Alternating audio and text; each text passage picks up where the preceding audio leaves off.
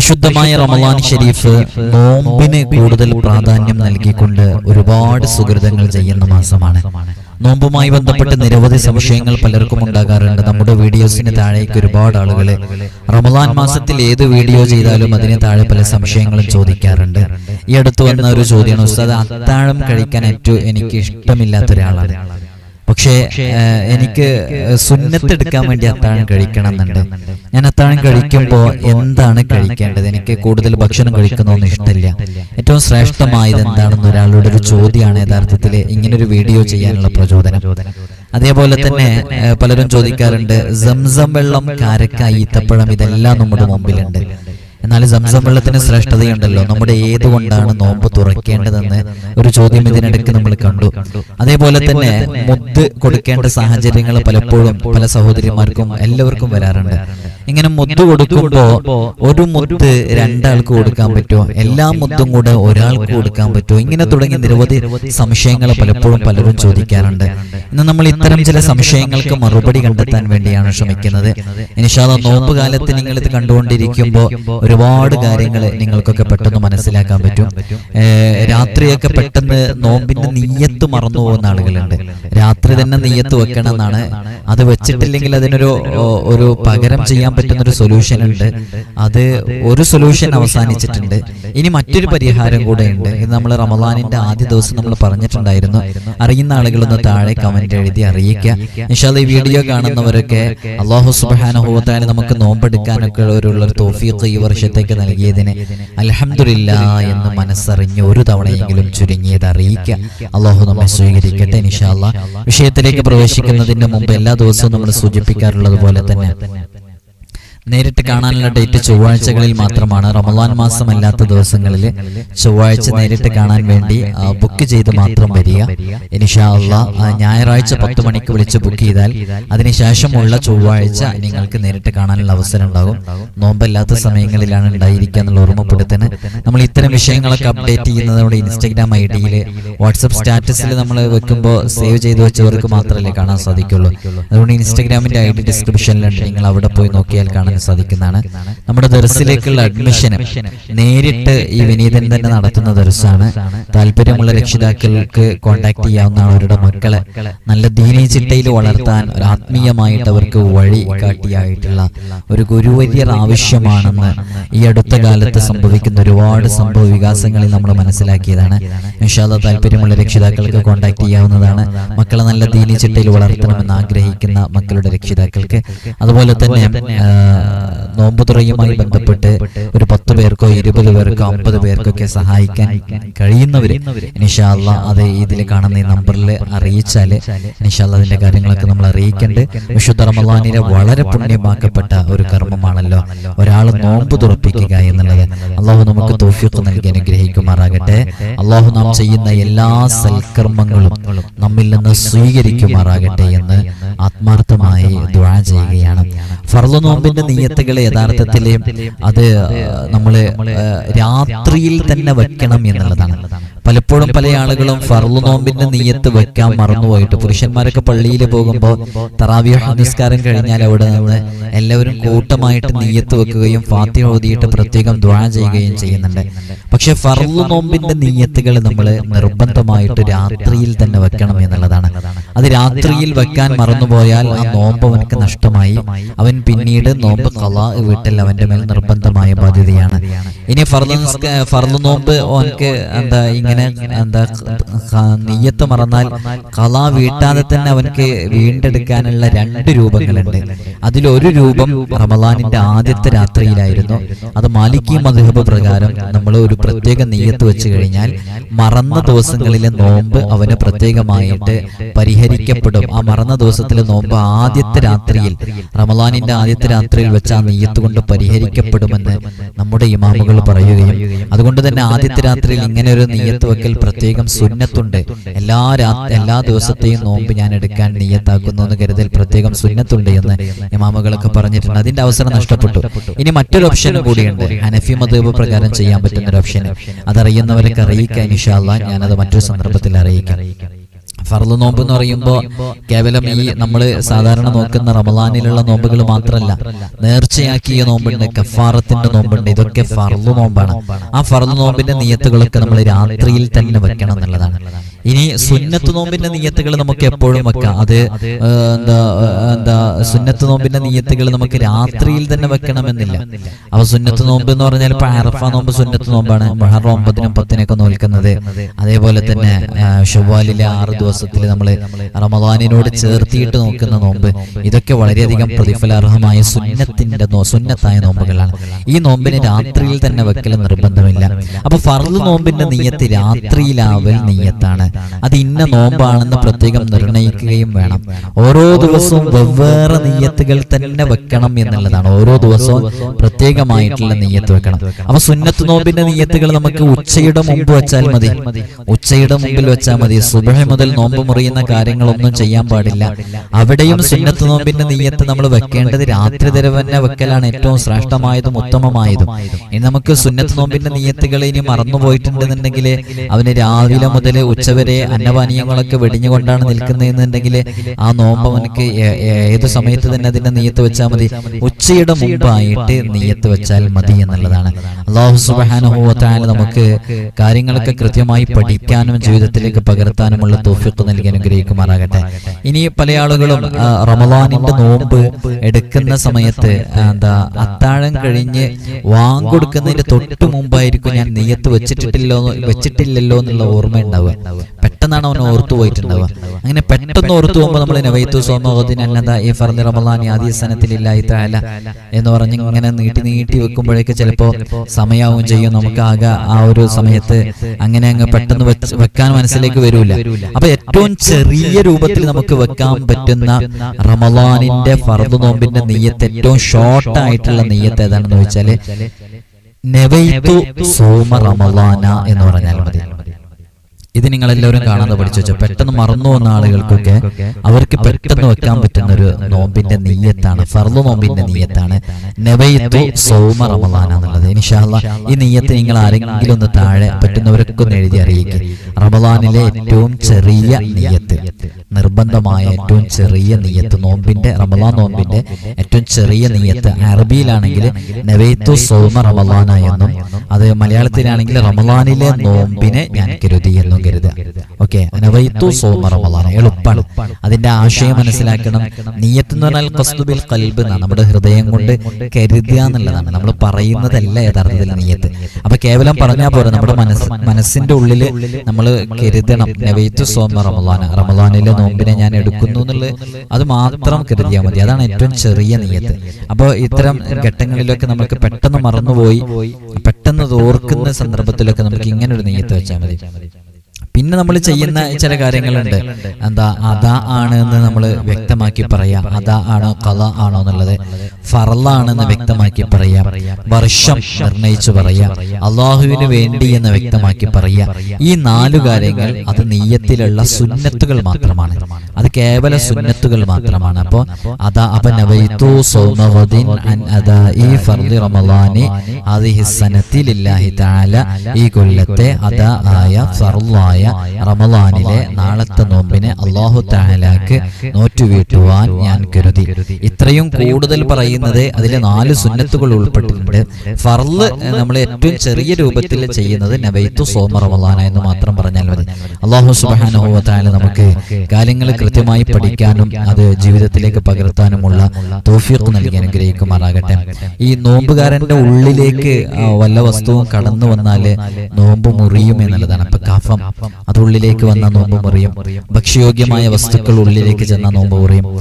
ഭക്ഷ്യയോഗ്യമല്ലാത്ത വസ്തുക്കളുണ്ട്, മോണയുടെ രക്തം പോലുള്ള നജസോ, അതേപോലെ തന്നെ മുറുക്കാൻ ചവയ്ക്കുന്ന ആളുകള്, അതിൻ്റെയൊക്കെ എന്തെങ്കിലും അവശിഷ്ടങ്ങളൊക്കെ കലർന്നിട്ടുള്ള ശുദ്ധമായ നമ്മുടെ ഈ ഉമിനീരുണ്ടല്ലോ, അത് ഉമിനീരിൽ കലർന്ന ഉള്ളിലേക്ക് പോയാലും നമ്മുടെ നോമ്പ് മുറിയും.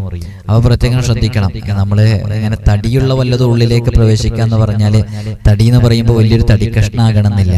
അത് നമ്മുടെ ഉമിനീരിൽ കലർന്നിട്ട് ആ ഉമിനീരിനോട് കൂടെ അതിന്റെ രുചി ഉള്ളിലേക്ക് വന്നാലും അത് തടിയുടെ പരിധിയിൽപ്പെടും.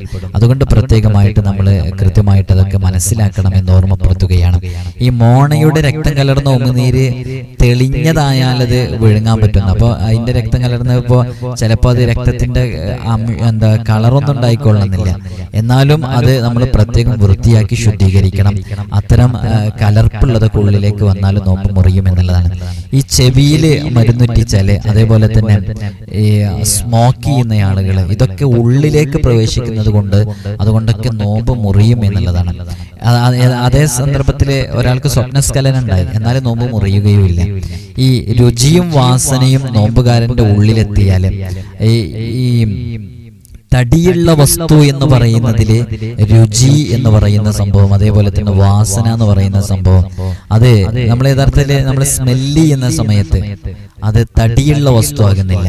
അതുകൊണ്ട് തന്നെ നമ്മൾ സ്മെല്ല് ചെയ്യുന്ന സമയത്ത് എന്തെങ്കിലുമൊക്കെ നമ്മൾ മണക്കുന്ന സമയത്ത് ആ മണക്കുന്നത് കൊണ്ട് മാത്രം നോമ്പ് മുറിയുന്നതല്ല എന്നുള്ള പ്രത്യേകം മനസ്സിലാക്കണം.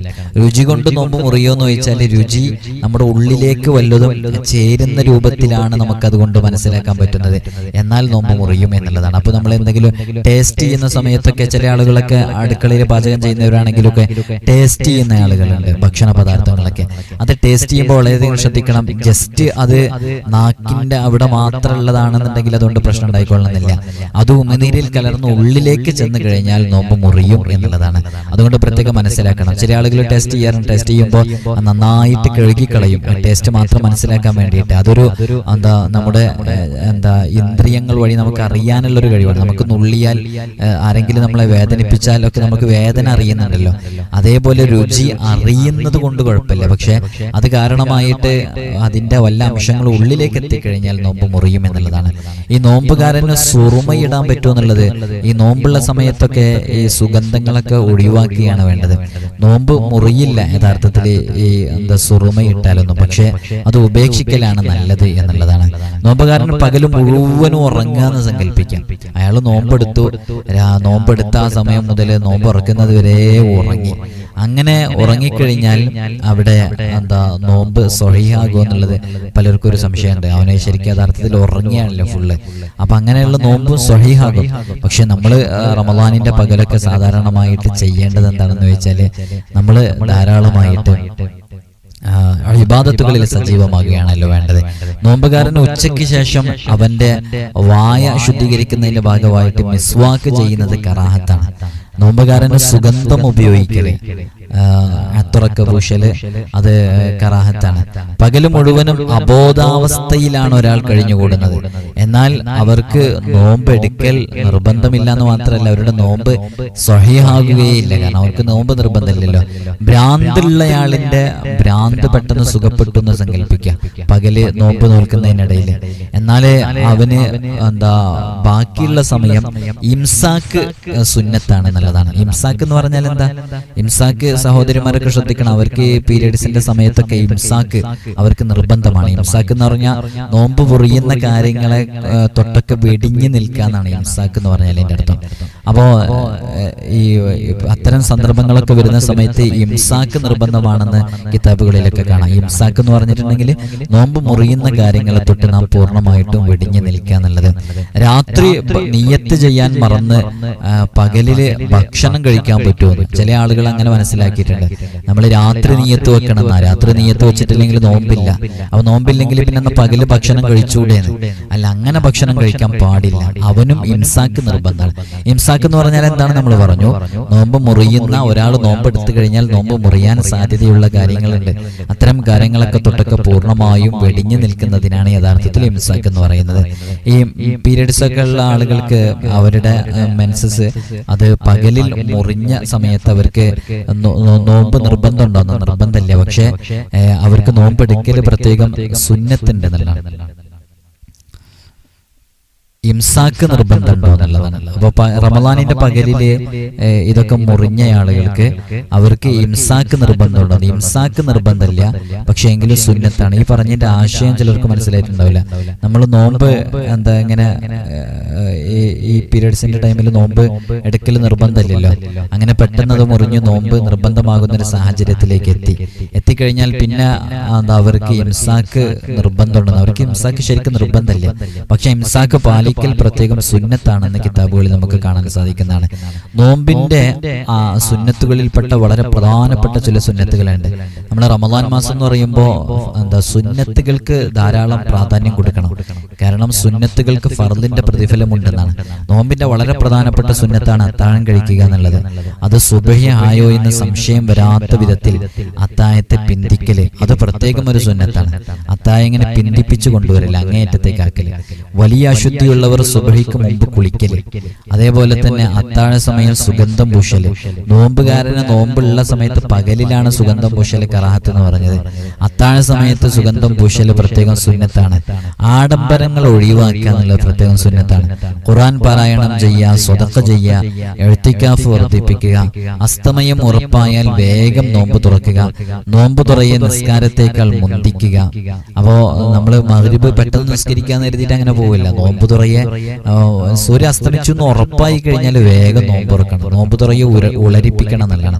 ഉളരിപ്പിക്കണം എന്ന് പറഞ്ഞാൽ നോമ്പ് പെട്ടെന്ന് വാങ്ങ് കൊടുക്കുമ്പോഴേക്കും നോമ്പ് തുറക്കുക എന്നല്ല. വാങ്ക് കൊടുക്കുന്ന ആ സമയം നോമ്പ് സൂര്യ അസ്തമിച്ചു എന്ന് ഉറപ്പ് വരണം. അങ്ങനെ ഉറപ്പ് ചില പള്ളികളിൽ നിന്നൊക്കെ വളരെ നേരത്തെ വാങ്ങ് കൊടുക്കും. ചില മുജാഹിദ്, ജമാഅത്ത് ഇസ്ലാമിയുടെ ഒക്കെ വിദ്യാർത്ഥിന്റെ കക്ഷികളുടെ പള്ളികളിൽ നിന്നൊക്കെ വളരെ നേരത്തെ നോമ്പ് കളയാൻ വേണ്ടിയിട്ട് നേരത്തെ വാങ്ങ് കൊടുക്കും. അത്തരം വാങ്കല്ല പറഞ്ഞത്. നമ്മുടെ പള്ളിയിൽ നിന്നൊക്കെ ഉറപ്പിച്ച് വാങ്ങ് കൊടുക്കുന്നത്. അങ്ങനെ ഉറപ്പായി കഴിഞ്ഞാൽ നമ്മൾ വേഗം നോമ്പ് തുറക്കുക. ഒരു മികച്ച ധാരണ നമുക്കുണ്ടായി കഴിഞ്ഞാൽ വളരെ പെട്ടെന്ന് തന്നെ നോമ്പ് തുറക്കുക എന്നുള്ളതാണ്. ആ നോമ്പ് തുറയെ നിസ്കാരത്തേക്കാൾ മുന്തിക്കണം. നോമ്പ് തുറന്നിട്ട് നിസ്കരിച്ചാൽ മതി. നോമ്പ് തുറപ്പിക്കൽ ഈത്തപ്പഴം, കാരക്ക, വെള്ളം എന്നിവ കൊണ്ട് യഥാക്രമം നോമ്പ് തുറക്കൽ ആണ് സുന്നത്ത്. നോമ്പ് തുറന്ന ഉടനെ ദിക്റ് ചൊല്ലലും സുന്നത്താണ്. അത്താഴത്തിന്റെ സമയം യഥാർത്ഥത്തിൽ ഏത് വരെയാണെന്ന് വെച്ചാൽ അർദ്ധരാത്രി മുതൽ സുബഹി വരെ അത്താഴത്തിന്റെ സമയം തന്നെയാണ്. പക്ഷെ അത്താഴത്തിന്റെ സമയത്തെ അവസാനത്തേക്ക് പിന്തിപ്പിക്കല് പ്രത്യേകം സുന്നത്തുണ്ടെന്നല്ല. അത്താഴം കഴിക്കാൻ ഭക്ഷണം എത്ര വേണമെന്നല്ല, അത്താഴമാകാൻ അത്താഴം എന്ന ആ ഒരു പരിഗണനയിൽപ്പെടാൻ എത്ര ഭക്ഷണം ചുരുങ്ങിയത് കഴിക്കണം, ഇത്രയെന്നോ ഇന്ന സാധനമെന്നോ നിയമമില്ല. ഒരു ഇറക്ക് വെള്ളമെങ്കിലും കുടിച്ചാൽ മതി. അതും അത്താഴം കഴിച്ചു എന്നുള്ളതിന്റെ പരിധിയിൽപ്പെടും. അപ്പൊ അത്താഴം കഴിക്കുന്നതിന് അങ്ങനെ കഴിച്ചാലും മതി. അപ്പൊ ചില ആളുകൾക്ക് അത്താഴം കഴിക്കാൻ ഇഷ്ടമില്ലാത്തവരുണ്ടാകും. പക്ഷെ നമ്മളെ ഹെൽത്തൊക്കെ നമ്മൾ നന്നായിട്ട് സൂക്ഷിക്കുന്നവരും ശ്രദ്ധിക്കുന്നവരൊക്കെ ആകുമ്പോൾ അത്താഴം നന്നായിട്ട് നല്ല എനർജറ്റിക് ആയിട്ടുള്ള, നമ്മുടെ ബോഡി ഡീഹൈഡ്രേറ്റ് ആകാതിരിക്കാൻ സാധ്യതയുള്ള ഭക്ഷണങ്ങളൊക്കെ കഴിച്ച്, നല്ല വാട്ടർ കണ്ടന്റ് ഒക്കെ ഉള്ള ഭക്ഷണങ്ങൾ കഴിച്ച്, പരമാവധി ഉപ്പുമായി ബന്ധപ്പെട്ട ഭക്ഷണങ്ങളൊക്കെ ഒഴിവാക്കി, എരിവും പുളിച്ചിലൊക്കെ ഉള്ള ഭക്ഷണങ്ങൾ ഒഴിവാക്കി. കാരണം ഒരു പകല് മുഴുവനും നമ്മൾ അന്നപാനീയങ്ങൾ ഒഴിവായി നിൽക്കണം. അപ്പൊ നമുക്ക് പുളിച്ച് തേട്ടി വരാൻ പാടില്ല. അങ്ങനെ വന്ന് പുറത്തേക്ക് വന്ന് പിന്നെ ഉള്ളിലേക്ക് പോയ നോമ്പ് മുറിയാനൊക്കെ കാരണമാകും. അപ്പൊ നല്ല ഹെൽത്തി ആയിട്ടുള്ള ഫുഡ് തന്നെയാണ് അത്താഴത്തിന് കഴിക്കേണ്ടത്. നമ്മൾ അത്താഴത്തിനൊക്കെ കഴിക്കുമ്പോൾ നമുക്ക് നല്ല രൂപത്തിൽ എനർജി കിട്ടാൻ പറ്റുന്ന രൂപത്തിലുള്ള പ്രോട്ടീൻ കണ്ടന്റ് അടങ്ങിയിട്ടുള്ള, വൈറ്റമിൻസ് കണ്ടന്റ് അടങ്ങിയിട്ടുള്ള ഭക്ഷണങ്ങളൊക്കെ കഴിക്കാൻ വേണ്ടി പ്രത്യേകം ഉപയോഗപ്പെടുത്താൻ, അതൊക്കെ ഭക്ഷണത്തിൽ ഉൾപ്പെടുത്താൻ വേണ്ടി ശ്രമിക്കണം. അത്താഴത്തിന് ഏറ്റവും ശ്രേഷ്ഠമായ വസ്തുക്കൾ ഏതൊക്കെയെന്ന് ചോദിച്ചാൽ അതിന്റെ യഥാക്രമത്തിൽ ഈത്തപ്പഴം, കാരക്ക, വെള്ളം, ഇങ്ങനെയാണ് അതിന്റെ ശ്രേഷ്ഠതയിൽ വരുന്നത്. വേഗത്തിൽ വെള്ളം കൊണ്ട് മുറിക്കുക, താമസിച്ച് കാരക്ക കൊണ്ട് മുറിക്കുക. ഏതാണ് മഹത്വം? എന്താ അങ്ങനെ പറയാൻ കാരണം എന്ന് വെച്ചാല് നമ്മള് നോമ്പ് സൂര്യാസ്തമയം ഉറപ്പിച്ചു കഴിഞ്ഞാൽ ഉടനെ നോമ്പ് മുറിക്കണം എന്നാണ്. അപ്പൊ നമ്മളിങ്ങനെ ഒരു സദസ്സിലിങ്ങനെ ഇരിക്കുന്ന സമയത്ത് നമ്മുടെ മുമ്പിലേക്ക് വെള്ളമാണ് ആദ്യം എത്തിയിട്ടുള്ളത്. നേരെ മറിച്ച് കാരക്ക കുറച്ച് വെയിറ്റ് ചെയ്താലേ കാരക്ക എത്തുകയും ചെയ്യും. എന്നാൽ നമ്മൾ ആ വെള്ളം കൊണ്ട് നോമ്പ് മുറിക്കണോ അതല്ല കാരക്കയെ വെയിറ്റ് ചെയ്യണോ എന്നുള്ളതാണ്. അതാണ് വേഗത്തിൽ വെള്ളം കൊണ്ട് മുറിക്കണോ താമസിച്ച് കാരക്ക കൊണ്ട് നോമ്പ് മുറിക്കണോ. വേഗത്തിൽ വെള്ളം കൊണ്ട് മുറിക്കലാണ് മഹത്വം എന്നുള്ളതാണ്. ഒരാൾക്ക് നോമ്പ് മുറിക്കാനുള്ള ഈത്തപ്പഴം, കാരക്ക, വെള്ളം ഇത് എത്രയായിരിക്കണം? ഈത്തപ്പഴം, കാരക്ക 3 എണ്ണം, വെള്ളം 3 ഇറക്ക് എന്നുള്ളതാണ്. അപ്പൊ നമ്മൾ നമ്മുടെ വീട്ടിലൊക്കെ നോമ്പ് തുറയൊക്കെ സംഘടിപ്പിക്കുന്ന സമയത്ത് നമ്മൾ ഇങ്ങനെ ഈ സുന്നത്തായ കാര്യങ്ങളൊക്കെ പരമാവധി ഉൾപ്പെടുത്തിയിട്ട് കാര്യങ്ങളൊക്കെ ഉൾപ്പെടുത്തുക. അപ്പൊ എങ്ങനെയാന്ന് വെച്ചാല് ഓരോരോ പ്ലേറ്റിന്റെ അടുത്ത് ഒരു 3 ഈത്തപ്പഴം വെക്കുക. അതേപോലെ തന്നെ അത് നോമ്പ് മുറുക്കുന്ന സാധനങ്ങൾ 3 മുറുക്ക് വെള്ളം കുടിക്കാനുള്ള അത്രയും വെക്കുക. അപ്പോൾ ജ്യൂസ് ഐറ്റംസ് ഒക്കെ ഉണ്ടാകും, അതേപോലെ ഒരുപാട് സ്നാക്സ് ഉണ്ടാകും, കട്ട് ഫ്രൂട്ട്സ് കുറെ ഉണ്ടാകും. അപ്പൊ ഇതൊക്കെ ഉണ്ടാകുന്ന സമയത്ത് നമ്മൾ നോർമൽ വാട്ടർ നോമ്പ് മുറിക്കാൻ വേണ്ടി മാത്രം, വെള്ളം കൊണ്ട് മുറിക്കുക എന്ന രൂപത്തിൽ മുറിക്കാൻ വേണ്ടി മാത്രമായിരിക്കും വെച്ചിട്ടുണ്ടാവുക. അപ്പൊ അത് കുറേ വെള്ളം ഒന്നും വെക്കേണ്ട ആവശ്യമില്ല. അതൊരു 3 മുറുക്ക് കുടിക്കാനുള്ള 3 ഇറക്കാനുള്ള അത്രയും വെള്ളം വെച്ചാൽ മതി. ഈത്തപ്പഴം, കാരക്കൊക്കെ വെക്കുമ്പോൾ ഉള്ളത് ഏതാണ് അത് വെക്കുക.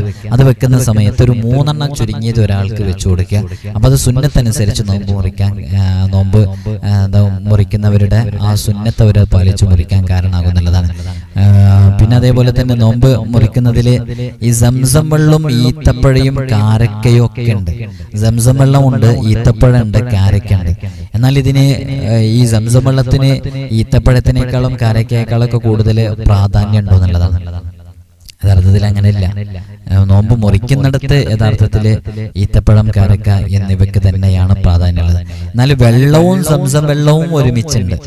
വെള്ളമുണ്ട്, സംസം വെള്ളമുണ്ട്. എന്നാൽ ഇവിടെ മുന്തിക്കേണ്ടത് സംസം വെള്ളത്തിന് തന്നെയാണ്. റമദാനില് നോമ്പ് നോൽക്കലോ പിന്നീട് ഖളാ വീട്ടലോ നിർബന്ധമില്ലാത്ത ആള്. ചില ആളുകൾക്ക് റമദാനില് നോമ്പ് പിന്നെ വരുന്ന റമദാനിൽ നോമ്പ് ഖളാ വീട്ടൽ നിർബന്ധമുണ്ട്. അതോടെ റമദാനിൽ നോമ്പ് നോൽക്കൽ നിർബന്ധമുള്ള ആളുകളുണ്ട്. അതേപോലെ തന്നെ അത് ഖളായി കഴിഞ്ഞാൽ പിന്നെ ചിലപ്പോ ആ ഖളാ മാത്രം വീട്ടേണ്ടവരുണ്ടാവും, മുദ്ദ് കൊടുക്കേണ്ടവരുണ്ടാവും. മുദ്ദും കൊടുക്കണം, ഖളാ വീട്ടും ചെയ്യണം. ചിലർക്ക് മുദ്ദ് മാത്രം കൊടുത്താൽ മതി. അതിന്റെ മസാലൊക്കെ നമ്മൾ മുമ്പ് പറഞ്ഞിരുന്നു. എന്നാൽ ചില ആളുകൾക്ക് റമദാനിൽ നോമ്പ് നോൽക്കലും നിർബന്ധമില്ല, പിന്നീട് ഖളാ വീട്ടലും നിർബന്ധമില്ല. അങ്ങനെയുള്ള ആളുകൾ ആരാ? അത് കഴിവില്ലാത്ത ആളുകളുണ്ട്. വാർദ്ധക്യം, നന്നായിട്ട് വാർദ്ധക്യം സംഭവിച്ച ആളുകൾ, അതേപോലെ തന്നെ ഒരിക്കലും മാറുന്ന പ്രതീക്ഷയില്ലാത്ത മാറാവ്യാധിപ്പെട്ട രോഗി, ഇത്തരം രോഗികൾക്ക്, വാർദ്ധക്യം നന്നായിട്ട് പിടിപെട്ട ആളുകൾക്ക്, കുട്ടികൾക്ക്, ഭ്രാന്തുള്ളവർക്ക്, ഇവർക്ക് നോമ്പ് നോൽക്കലും നിർബന്ധമില്ല, പിന്നീട് ഖളാ വീട്ടലും നിർബന്ധമില്ല. ഹൈലുകാരിയും നിഫാസുകാരിയും നോമ്പ് അവര് ഖളാ വീട്ടണം, നിസ്കാരം പോലെയല്ല. അവര് ഖളാ വീട്ടണം. ആ സമയത്തുള്ള നോമ്പുകൾ ഖളാ വീട്ടണം എന്നുള്ളതാണ്. നിസ്കാരം അവർക്ക് ഖളാ വീട്ടൽ നിർബന്ധമില്ലെങ്കിലും അവർക്ക് നോമ്പ് ഖളാ വീട്ടണം. നിസ്കാരം ഖളാ വീട്ടുന്നതിന്റെ ഹുക്മ് ഹറാമാണെന്നുള്ളത് നമുക്കൊക്കെ അറിയാവുന്നതാണ്. നോമ്പ് നോൽക്കാൻ കുട്ടികളെ പരിശീലിപ്പിക്കണം. ഇപ്പൊ നോമ്പ് നിസ്സാരമായിട്ട് കാണുന്ന ഒരുപാട് ആളുകളുണ്ട്. നോമ്പിനെ അങ്ങനെ നിസ്സാരമായിട്ട് കാണാൻ പാടില്ല. ചെറിയ കുട്ടിയല്ലേ എന്ന് പറഞ്ഞ് ഒഴിവാക്കേണ്ട കുട്ടികളുടെ, പ്രായമല്ലാത്ത കുട്ടികളൊക്കെ നമ്മൾ നിസ്സാരമായിട്ട് കാണുന്നു. നോമ്പിനെ ഒരു പരിഗണനയോടുകൂടെ അവരെ നോമ്പിനെ പരിശീലിപ്പിക്കുന്നില്ല. യഥാർത്ഥത്തിൽ കുട്ടികളെ പരിശീലിപ്പിക്കാൻ വേണ്ടിയിട്ട് 7 വയസ്സാകുന്ന സമയത്ത് തന്നെ നോമ്പ് കൊണ്ട് ഇങ്ങനെ കൽപ്പിക്കലും, നോമ്പ് എടുക്കണോ അവർക്കൊരു ബുദ്ധിമുട്ടാവാത്ത രൂപത്തിൽ, ആരോഗ്യമൊക്കെ ഉണ്ടെങ്കിൽ ആ രൂപത്തിൽ അവരെങ്ങനെ ശീലിപ്പിക്കണം 7 വയസ്സാകുന്നത് മുതൽ തന്നെ. അപ്പോൾ ഉമ്മ എന്നോട് നോമ്പ് എടുക്കണമെന്ന് ഇങ്ങനെ ചോദിക്കുന്നുണ്ട് എന്നുള്ളത് മോൾക്കും തന്നെ ഒരു ബോധ്യമൊക്കെ വരണം. 10 വയസ്സായി നോമ്പെടുക്കാനുള്ള കഴിവുണ്ട്, എന്നാൽ നോമ്പ് ഉപേക്ഷിച്ചതിന്റെ പേരിൽ ശകാരിക്കുകയും അടിക്കുകയൊക്കെ വേണമെന്നാണ് ദീനിന്റെ നിയമം. ഇതെല്ലാവർക്കും അറിയാവുന്നതാണ്. അതേപോലെ തന്നെ നോമ്പുമായി ബന്ധപ്പെട്ട് നമ്മൾ റമളാൻ മാസത്തിൽ ശ്രദ്ധിക്കേണ്ട ഒരുപാട് മസലകളുണ്ട്. ഈ റമളാനിൽ ഒരാൾക്ക് ഇപ്പൊ നോമ്പ് ഖളാ ഉണ്ടെന്ന് സങ്കല്പിക്കുക. ഒരു 5 നോമ്പ് ഖളാ ഉണ്ട്. അങ്ങനെ 5 നോമ്പ് ഖളാ ഉണ്ടെങ്കിൽ പിന്നീട് നമ്മൾ ആ നോമ്പ് ഖളാ വീട്ടിയെടുക്കുമ്പോൾ, ഇത് ചിലപ്പോൾ നിങ്ങൾ ആരും മനസ്സിലാക്കിയിട്ടുണ്ടാവൂല, നിങ്ങൾ ആദ്യമായിട്ട് കേൾക്കുന്നവരായിരിക്കും. 5 നോമ്പ് ഖളാ ഉണ്ടെങ്കിൽ 5 നോമ്പ് ഖളാ വീട്ടുമ്പോൾ അത് തുടരെയാവൽ പ്രത്യേകം സുന്നത്തുണ്ട് എന്നുള്ളതാണ്. അപ്പൊ ഒരാൾക്ക് കഴിഞ്ഞ റമളാനിൽ ഒരു 6-7 നോമ്പ് ഖളാ ഉണ്ടായി. എന്നാൽ പിന്നീട് അവൻ അടുത്ത റമളാൻ വരുന്നതിന്റെ മുമ്പ് ആ നോമ്പ് ഖളാ വീട്ടണം. ഖളാ വീട്ടണം. അങ്ങനെ ഖളാ വീട്ടുന്ന സമയത്ത് ആ നോമ്പ് തുടരെ ഖളാ വീട്ടൽ, അത് പല ആളുകളും ഒന്നിടവിട്ട ഗ്യാപ്പ്, 2 ദിവസം ഇടവിട്ട്, 3 ദിവസം ഇടവിട്ടൊക്കെ ഖളാ വീട്ടും. അങ്ങനെ വീട്ടിയാലും വീടാതിരിക്കുന്നില്ല. പക്ഷെ അത് തുടരെ ഖളാ വീട്ടൽ പ്രത്യേകം സുന്നത്താണെന്ന് മഹാന്മാർ കിതാബുകളിൽ പറഞ്ഞിട്ടുണ്ട്. അപ്പോ നമ്മൾ വളരെയധികം ശ്രദ്ധിക്കേണ്ട വിഷയമാണ് അതൊക്കെ. സുന്നത്തുകൾ നമ്മൾ പരിഗണിക്കണമല്ലോ. നിർബന്ധമായ നോമ്പ് വീട്ടിൽ തീർക്കാതെ മരണപ്പെട്ടു എന്ന് സങ്കല്പിക്കാം. എന്നാല് കുറ്റം സംഭവിക്കില്ല. അങ്ങനെ വരുന്ന ഒരു പരിഹാര മാർഗം വേണ്ടാത്തതൊക്കെ എപ്പോഴാണ്?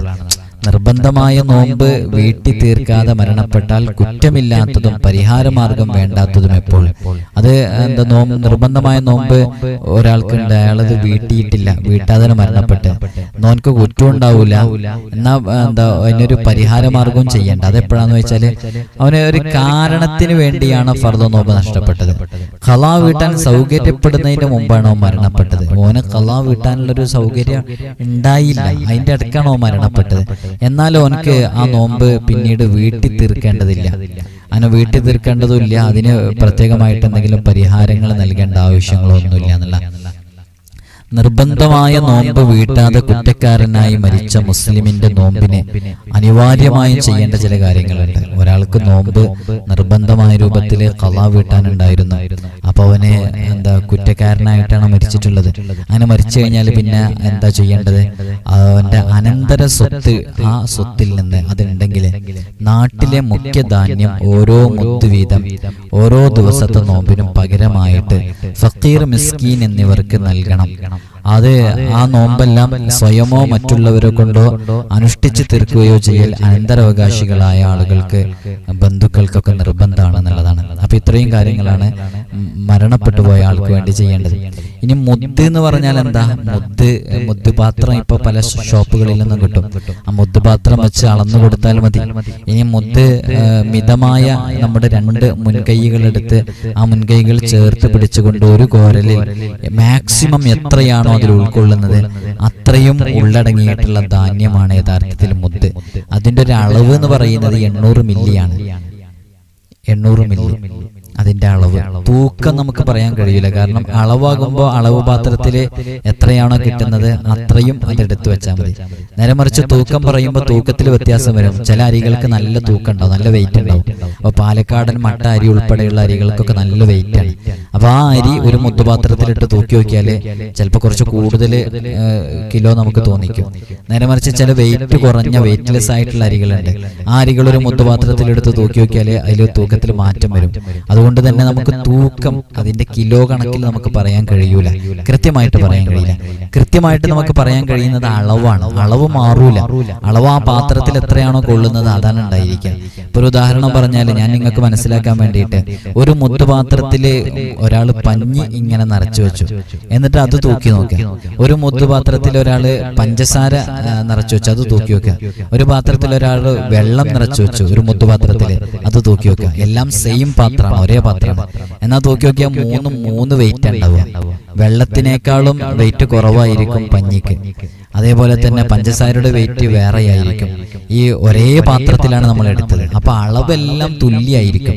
അപ്പൊ 800 മില്ലിയാണ് ഒരു മുദ്ദ് എന്ന് പറയുന്നത്. അപ്പൊ ഒരു മുദ്ദ് 800 മില്ലി എന്ന കണക്കനുസരിച്ച് നോക്കുമ്പോൾ കൊടുക്കണ്ടേ. തൂക്കനുസരിച്ച് നമുക്ക് കൃത്യമായി പറയാൻ പറ്റില്ല. നമ്മളിപ്പോ ഒരു തൂക്കം പറഞ്ഞു സങ്കല്പിക്കാം.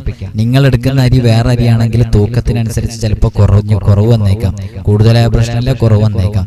അപ്പോൾ പൂർണ്ണമായും വീട്ടാൻ പറ്റൂല. അതുകൊണ്ട് നമ്മൾ 2 മിതമായ കയ്യിൽ മുഴുവനാക്കി എടുത്തു കഴിഞ്ഞാൽ നമ്മോട് ശറഅ് കൽപ്പിച്ചത് അങ്ങനെയാണ് ദീൻ, അതനുസരിച്ച് നമുക്ക് കൊടുക്കാൻ പറ്റും. അപ്പൊ ഇനിയിപ്പോ ഈ മുദ്ദ് കൊടുക്കുമ്പോ നമ്മൾ ഇതിന്റെ തുടക്കത്തിൽ പറഞ്ഞല്ലോ, ഈ മുദ്ദുമായി ബന്ധപ്പെട്ട് നമ്മള് അത് ഏത് രൂപത്തിലാണത് മറ്റുള്ളവർക്ക് മുദ്ദ് കൊടുക്കുമ്പോൾ ഒരു മുദ്ദ് തന്നെ പൊട്ടിച്ചു കൊടുക്കാൻ പറ്റില്ല എന്നുള്ളതാണ്. ഒരു മുദ്ദ് 2 ആൾക്ക് ഒരു മുദ്ദ് കൊടുക്കുക, അപ്പൊ ഒരു മുദ്ദ് പൊട്ടിച്ചിട്ടാണല്ലോ കൊടുക്കുന്നത്. അങ്ങനെ ഒരു മുദ്ദ് പൊട്ടിച്ചു കൊടുക്കാൻ പാടില്ല. എന്നാൽ നേരെ മറിച്ച് എല്ലാ മുദ്ദും കൂടെ ഒരാൾക്ക് കൊടുക്കുന്നതിന് പ്രശ്നമില്ല. എല്ലാ മുദ്ദും കൂടെ ഒരാൾക്ക് കൊടുക്കുന്നതിന് പ്രശ്നമില്ല. അപ്പൊ മുദ്ദുമായി ബന്ധപ്പെട്ട് നമ്മൾ പ്രത്യേകമായിട്ട് ഈ മുദ്ദൊക്കെ കൊടുക്കുന്നത് സക്കാത്തിന്റെ അവകാശികൾക്കെല്ലാം. സക്കാത്തിന്റെ അവകാശികൾ 8 വിഭാഗം ആളുകൾ വിശുദ്ധ ഖുർആനിലുണ്ട്. ഇന്നമ സ്വദഖാത്തു ലിൽ ഫുഖറാഇ വൽ മസാകീൻ എന്ന് പറഞ്ഞിട്ട് 8 വിഭാഗം ആളുകൾ. ആ 8 വിഭാഗത്തിൽ എല്ലാവർക്കും ഈ മുദ്ദ് കൊടുക്കാൻ പറ്റില്ല. അത് ഫഖീർ, മിസ്കീൻ അവർക്ക് മാത്രമാണ് കൊടുക്കാൻ പറ്റുക. മുദ്ദുകള് ഈ 2 ഫഖീർ, മിസ്കീൻ എന്ന് പറഞ്ഞാൽ 2 വിഭാഗത്തിനും കൂടി കൊടുക്കേണ്ട ആവശ്യമില്ല. ഏതെങ്കിലും ഒരു വിഭാഗത്തിന് കൊടുത്താൽ മതി. ഒന്നിലധികം മുദ്ദ് ഒരാൾക്ക് കൊടുക്കൽ അനുവദനീയമാണ്. ഒരു മുദ്ദ് 2 ആൾക്ക് കൊടുക്കാൻ പറ്റൂല. പൂർണ്ണമല്ലാത്ത മുദ്ദ് കൊടുക്കാനും പറ്റില്ല. അപ്പൊ പൂർണ്ണമല്ലാത്ത മുദ്ദ് പറഞ്ഞാല് ഒരാൾക്ക് അര മുദ്ദ് കൊടുക്കുക, അത് കൊടുക്കാൻ പറ്റില്ല. ഒരാൾക്ക് 1.5 മുദ്ദ് മുദ്ദ് കൊടുക്കുക. ഈ 1.5 എന്നുള്ളതും പൂർണ്ണമല്ലാത്തതാണ്. കാരണം അവിടെ അതിന്റെ ഇടയ്ക്ക് വെച്ചിട്ട് എന്ത് ചെയ്തു, പൊട്ടി. ഒരു മുദ്ദും പകുതിയും നൽകിയാൽ മുഴുവൻ അസാധുവാകുമോ? പരിപൂർണമായ ഒരു മുദ്ദ് സാധുവും ബാക്കിയുള്ളത് അസാധുവുമാകുന്നുള്ളതാണ്. 1.5 മുദ്ദ് ഒരാൾ കൊടുത്തു കഴിഞ്ഞിട്ടുണ്ടെങ്കിൽ ഒരു മുദ്ദ് സ്വഴിയാകും, ബാക്കി അര മുദ്ദ് അവിടെ കിടക്കും എന്നുള്ളതാണ്. നോമ്പുമായി ബന്ധപ്പെട്ട് നമ്മൾ മനസ്സിലാക്കേണ്ട ഒരുപാട് മസലകളുണ്ട്. ഇൻഷാ അല്ലാഹ് വഴിയെ നമുക്ക് ആവശ്യമുണ്ടെങ്കിൽ അതുമായി ബന്ധപ്പെട്ടൊക്കെ വിശദമായിട്ട് ചർച്ച ചെയ്യാം. അല്ലാഹു സുബ്ഹാനഹു